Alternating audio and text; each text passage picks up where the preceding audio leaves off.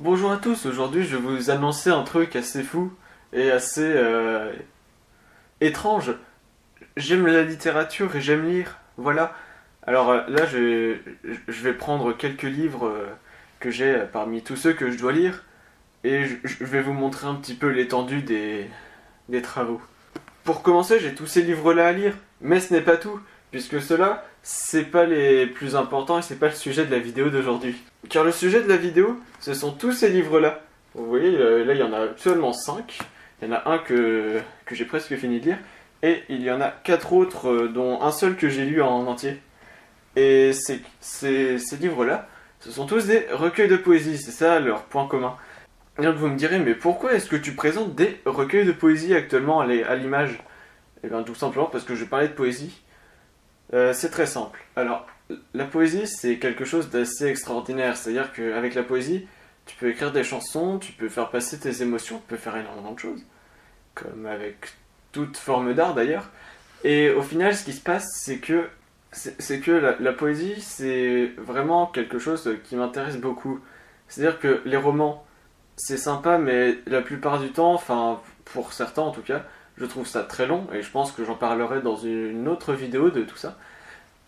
Et au final, la poésie, c'est plus simple, plus calme, plus détendu.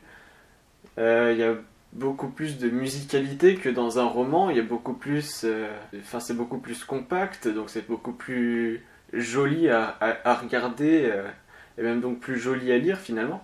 Et donc en ce sens-là, ça rejoint aussi un peu le théâtre, car les pièces de théâtre pour moi c'est aussi un peu plus simple à lire qu'un roman, parce que j'aime pas forcément la description, mais ça j'en parlerai plus tard.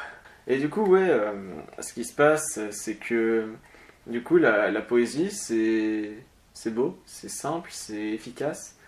Il y a tellement de poèmes qui sont magnifiques, écrits par Baudelaire, par Hugo, par Verlaine.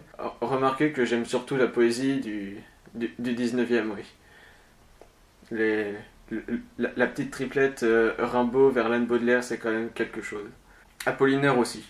Et au final, ce qui se passe, c'est que il y a pas longtemps, j'ai découvert la facette d'un magnifique chanteur qui est Jim Morrison. Et il écrit ses poésies en anglais, puisqu'il était américain. Et au final, c'est extraordinaire aussi. Genre, je sais que, par exemple, Baudelaire l'a grandement inspiré. Et au final, ouais, c'est quelque chose de fou. Vraiment, j'adore. Et du coup, voilà, je tiens à vous parler de cet amour pour la poésie que j'ai, en particulier la poésie du 19e, des grands poètes français tels que Verlaine, Baudelaire et Rimbaud, qui sont pour moi les trois gros piliers de la poésie. Pour moi, c'est ceux qui sont les plus touchants dans leurs écrits. Et au final, oui, c'est la poésie, c'est vraiment quelque chose de beau. Je pense que vraiment, ça permet de s'évader. La littérature, pour moi, c'est surtout fait pour rêver, pour s'extirper du quotidien, comme vous avez pu le comprendre peut-être avec l'écume des jours. Parce qu'au final, je vous parlerai de ce que j'aime le moins dans la littérature. Mais voilà, ce que je tiens à vous dire, c'est que la poésie, c'est quelque chose de beau, de précieux. Et il faut le lire, tout simplement.